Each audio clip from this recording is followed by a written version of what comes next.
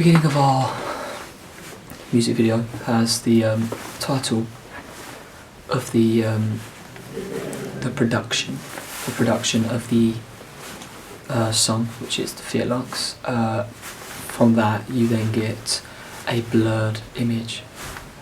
From after that, you get a shot of the cathedral looking up at it with varying colours with the name of the band, Bastille. Done this because we thought it'd be nice to put the Bastille font out there because we think it's quite iconic. They don't usually do that.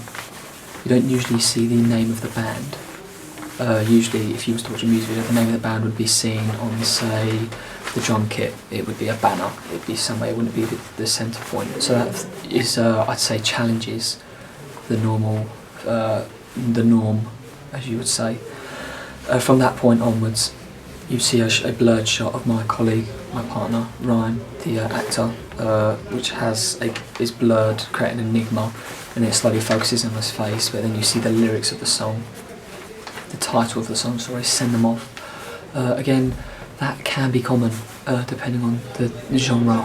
So, rock music probably wouldn't have that, but pop may have the title of the song in like bold writing or a little graphic of it coming on. So that I think is quite similar because our genre is indie pop. So I think that works quite nicely. You've got the lip sync. The lip sync is me, I lip sync. That is very common in that follows media products 100%. You'll see this in most pop music, the lip sync, because unless you're watching a music video that's like a film, almost like like a film, like a film, and it's got like a strong storyline, then you won't see it. But our one's got the lip syncing, which I think follows the conventions of media products nowadays, especially. An overlay when the chorus comes up. I would argue this isn't common. It is seen in media products, but not as often because they have such high tech. They would use something else instead of an overlay. An overlay can be a basic form of editing, but we think it worked really well on our one because of, at our standard, I think that worked really nicely. In a higher end, they'd probably use something else. They'd have like fire, smoke. They'd have it live instead of an overlay. So I think that goes against what you'd normally see, especially because it's like a sped up version of just the streets. And then me lip syncing. I think that's not as common as what you'd see nowadays, especially in contemporary music. Quick shots. Quick shots are seen when we have like the bridge in our song, just because it breaks it up. Because our whole point is like confusion, enigma, jealousy, fear, all of it together. So we thought quick shots would add like a disorientation, like quick fire shots. I think that's common in music videos, depending on the genre. So if you listen to a pop party song, like a song that you'd hear at a disco or something, like with noises, I think that'd be very common because there'd be quick noises to go with the beat, which our one does as well. We like to change with the beat, which is very common in most music because it correlates, it goes well, it feels comfortable. So that's why our one also does that. In some of our shots, you just have me watching the actor, which is Ryan. That's not common. Usually, our one's a bit like a storyline, you could argue. So I feel ours goes a bit against the normal of the media products because I follow him. You have shots of indirect objects like my feet, just me standing there, not 100% along with the storyline, but that just creates that, what is going on, I think that isn't what you'd see nowadays, but I think that does go with the flow of the music, personally. Again, when you get to the second part of the chorus, the second, towards the end, we have more overlays. We're in a graveyard.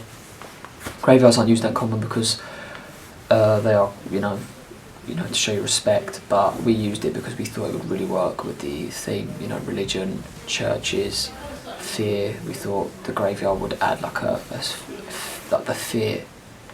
A graveyard isn't a pleasant place to be in, so we thought that we'd use that to our advantage and make it our own. You don't really see that often, but when you do, it's done very well, and I think that we've used the overlays as well to make it that disorientation, to add to it.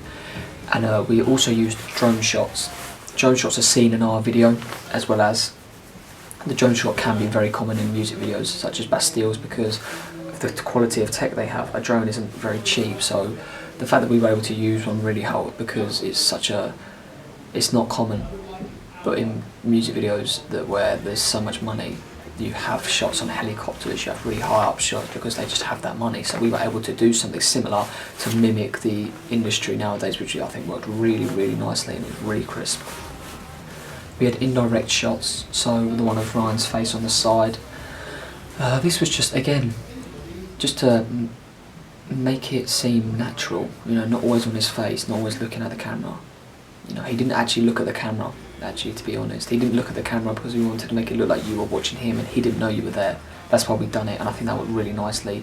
That's common in music videos because they like making it indirect. They don't want you to know, they don't want them to look at the camera. Looking at the camera is like breaking the fourth wall almost, so we didn't make Ryan break the fourth wall, whereas I did, because I was almost the camera.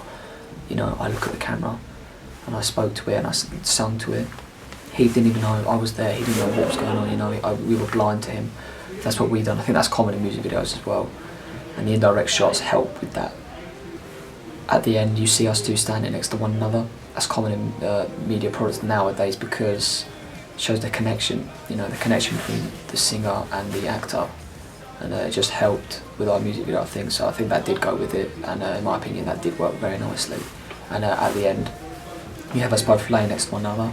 It starts off as a blur, like wave of Brian laying there, my partner, on the floor, and then suddenly I appear, because I'm almost there, but I'm not there. I'm in his head, but I'm not actually there, so hence he's laying there, then I appear, then it ends.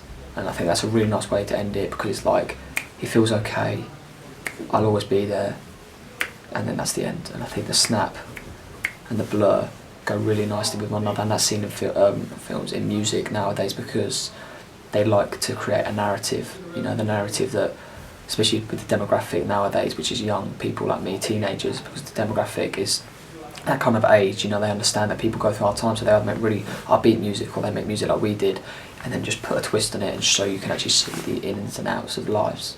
So I think that one really works well with the industry nowadays, and I think we do follow the industry, the media products nowadays very more than we do challenge it, because we thought it'd work more. And for instance, in Goodwin's analysis, the lyrics and the visuals are similar. So when we talk of like Desdemona was in Shakespeare's Othello, and it was like a creature, like a fear, like a negative character. So we had the shadow, because we thought that the shadow was dark, you know, it showed that darkness and that fear and the unknown. That's why we done that. And when he says set me free, Ryan, my partner, runs, you know, because he wants to be free, you know, set him free. And we have the drone shot, set me free, because, you know, you're going up, you know, looking at the sun, you know, the religion, you know, that context. Hence when you look over the church, it just slowly fades into the sun as if like heaven is there, you know, that relief. And then it goes to a dark shot, you know. The visuals were very with the lyrics, and that's what we wanted, because we wanted it to make sense and correlate. So I think overall it worked really nicely. That's why we've done it.